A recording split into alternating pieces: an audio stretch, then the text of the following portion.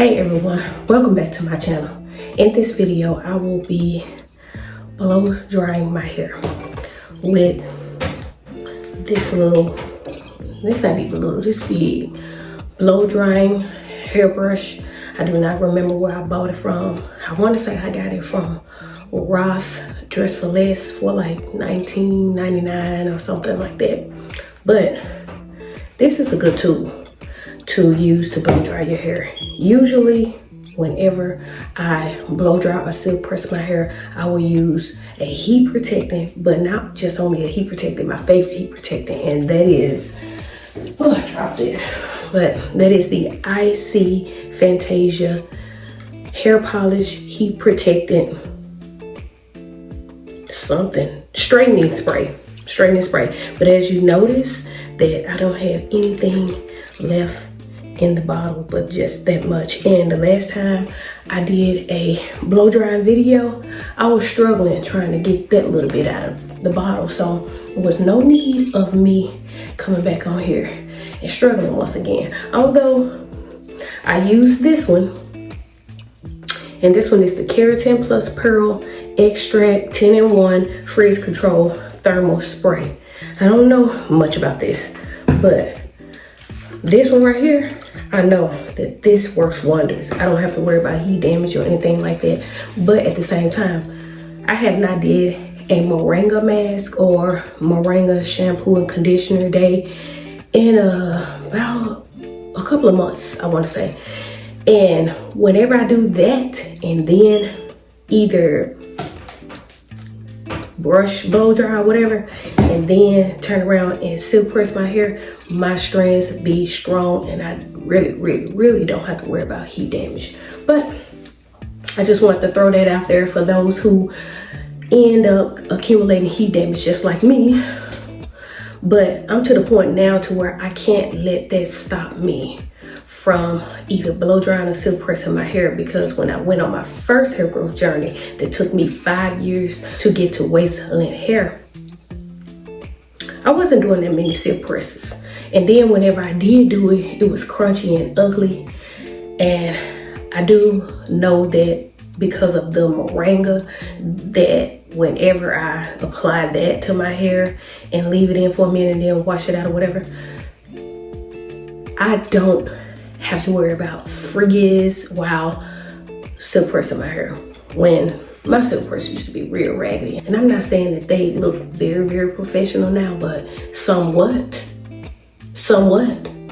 They do somewhat. I'm not gonna keep you guys long. I just wanna make this out of my intro because my videos be all over the place and I refuse to do a hair takedown, shampoo, or pre-poo and then shampoo and then blow dry or silk press day, or do a regular style or a protective style all in one video. That will be 5 hours long or even more. So I have been splitting my videos up. I just shampooed my hair with one of my shampoos that I've been had from my hair care line, and that is the rosemary and peppermint. So whenever I put it in my hair yesterday, my scalp was so cooling and refreshing. And this is my almond and honey conditioner. I don't do matching sets unless I make them at that time or unless I already have it made. When you make your own hair care products from scratch and by hand, and when you make sure that they are all natural and all organic, you don't have to worry about that.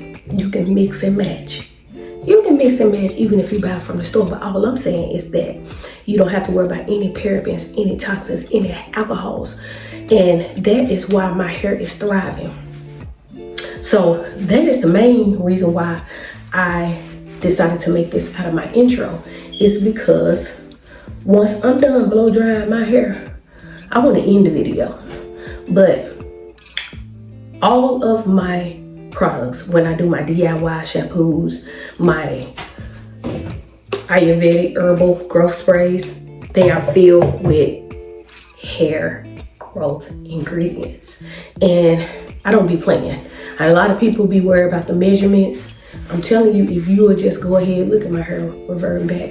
If you just go ahead and make the product to the liking of your hair, everybody don't have thick hair, everybody don't have thin hair. So whenever I make a product, or whenever you see someone else do their DIY product, you may need to add a little bit more or a little bit less. If you are making these Ayurvedic hair growth sprays or anything else, remember that it's going to work even if you put half of a cup more of whatever you choose to put inside of it. It is going to work.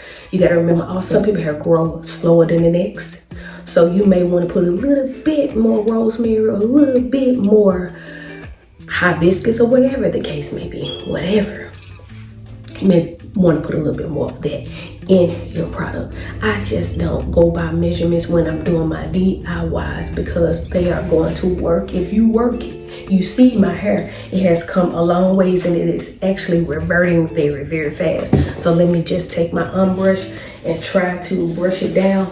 But your girl is growing her hair back from being damaged. But let me just turn around and show y'all the back. A lot of times when I be turning around, I don't be showing the very bottom of my hair. But now, whenever I wet my hair, the bottom of my hair is thinner. You have to know your hair. But it also grows the fastest. So whenever it's wet, it's going to look very thin. It may even look like it's hair missing back there, but it's not. My hair just super duper fine. And what you guys call it? Low density, low porosity, I guess. But yeah, this is my hair. And I still have a little ways to go as far as cutting, because when I turned around, you may saw that shallow part in the middle, because remember, that part has to grow into this part. And that's why I use these DIY Ayurvedic growth sprays, these Ayurvedic growth shampoos, conditioners. Everything that I make is full of hair growth ingredients. And I've barely been using my growth oil because I'm too busy spraying my scalp. I will create a video showing you guys how to make one, and I also will do a video of me applying it in my hair at least a week or two or whatever, and show you my results from that. But I just want to show you guys that whenever you are using Ayurvedic products, whenever you are being consistent, stop letting people tell you to use your product whenever you do make your DIY. Stop letting them tell you to use it 3 to 5 days. Use it however long you want to use it. If you want to use it every day or twice a day. Every time I get on here and create a video, I'm using my product every single day. Before I got on YouTube creating videos, I was using my products every single day. That's just me. That's just what I do, because I also want to continue to push my hair and keep it in the anagen phase, which is the hair growth phase. So in order to do that, I have to do things like spraying my hair every day, shampooing my hair once a week. A lot of times you see me using shampoos with no conditioner. That's because I make these shampoos. I haven't used any store-bought products since I first big chopped in 2017 and created my hair care line in 2018. So that's when I stopped using all store-bought products. Only store-bought products that I use is these heat protectants. But yeah, this is my hair in its blow drying form. So I continue to do this because, like I said, with that piece being ripped out and it has grown a mighty long ways, but it's still not where it's supposed to be. You can see it shallow in this side. You can see a little bit right here too, but you can see it more right here. But I just want to share that with y'all this is my intro. So I hope you guys enjoy the blow drying process. I don't know what I'll be doing to my hair next. Just come a little closer, but you know I like to show the ends of my hair.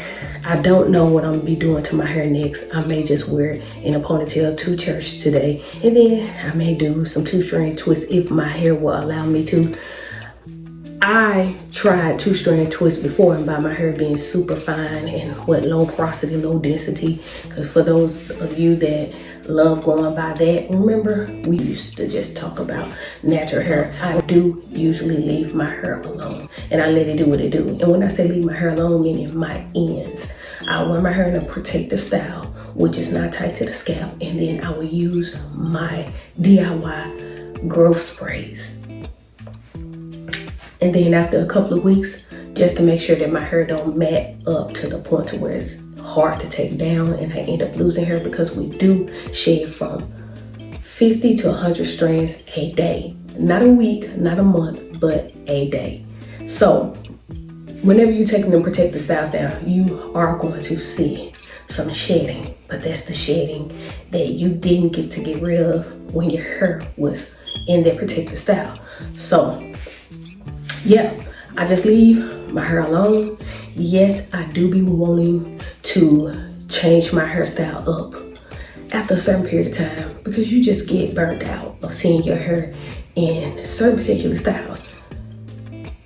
But I fight that feeling and I just be patient, and I at least keep it up 2 weeks at the least, 3 weeks to a month at the most. Then I will take my hair down, do the regular shampooing and everything, and turn around and create another protective style that I was wanting. I'm only saying this because a lot of you keep changing hairstyles just like you change your underwear. And also what I was trying to mention a few minutes ago is that a lot of times I use my shampoo without using conditioners, because it takes a while to create a conditioner. And that's why I used one that I had left over. But the reason why I don't use conditioner all the time is because my shampoos are filled with conditioning and moisturizing agents. That's the only reason why. And if you notice that although you barely see me using conditioner, you see my hair is flourishing regardless. It's still flourishing. And I do use my Moisture and Seal cream a lot of times when I shampoo my hair and style my hair. And I leave that Moisture and Seal cream in because it's a Moisture and Seal cream. I mean, this conditioner can be left in as well. I'll make another video about these store-bought products and how they are gypping. I wanted to say us, gypping y'all, by just changing the name on a product that they purposely took 1 or 2 ingredients out of, but the main ingredients that they keep in should still be called a moisturizer. So you'll have a moisture cream and then you have a Moisture and Seal cream. Okay, but anyway, so I hope you guys enjoyed this video. Like I said, I just be doing stuff, but the stuff that I be doing, all I want to do is just show you guys my progress, and I want you to go on this journey as well. A lot of you just be watching and you be wanting to do, but you think it's so hard. Try one of my DIY videos that I don't use a lot of ingredients on. That's all you have to do. And continue to use that until you build up the strength and courage to create one of the other videos to where I add a lot of ingredients. And I really don't add a lot of ingredients in none of them. Well, not the ones that I've created so far. But like I said, I hope this video helps. I hope you enjoyed the blow drying process. Stay tuned for my next video that's up and coming. And also subscribe to my channel so you can become a part of my community, number 1, so we can all grow this hair together. And number 2, make sure that you click that bell notification button to where you'll be the first to be notified whenever I upload my next upcoming video. Let me just brush through it one more time. Y'all, my hair is showing great progress. Great progress. Because I am clipping and growing. Like I said, the back, maybe a little shallow. but you guys know why. So you guys have a blessed one.